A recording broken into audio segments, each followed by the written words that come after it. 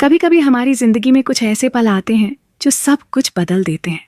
ऐसा ही एक पल मेरी जिंदगी में आया जब मैंने कुछ ऐसा महसूस किया जिसे मैं शब्दों में बयां नहीं कर सकती।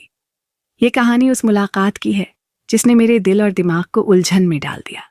मैं पूजा हूँ, लखनऊ की रहने वाली, उम्र 30 साल। मेरी शादी टूट चुकी थी और मैं अकेले अपनी जिंदगी जी रही थी। मैं समझ नहीं पा रही थी कि जिंदगी को किस दिशा में ले जाऊं।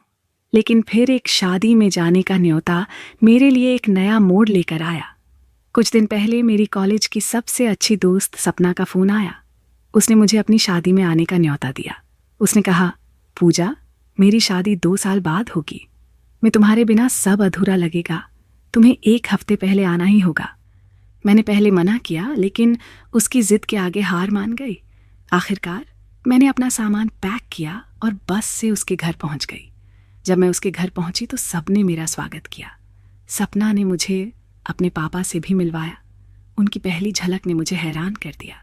वो उम्र में बड़े थे लेकिन बेहद स्मार्ट और आत्मविश्वासी थे। मैं सोच भी नहीं सकती थी कि वो मेरे दोस्त के पापा होंगे। उनके चेहरे पर कुछ ऐसा था जो मुझे अपनी ओर खींच रहा था। शाम को हम सबने मिलकर बातें की। सपना के पापा, जिन्हें मैं अब तक सिर्फ संजय जी कह रही थी, बार बार मेरी ओर देख रहे थे। उनकी नज़रों में कुछ था जो मुझे बेचैन कर रहा था। रात को जब सब अपने अपने कमरों में चले गए तो मैं उनके बारे में ही सोचती रही। अगले दिन एक अनोखी घटना घटी।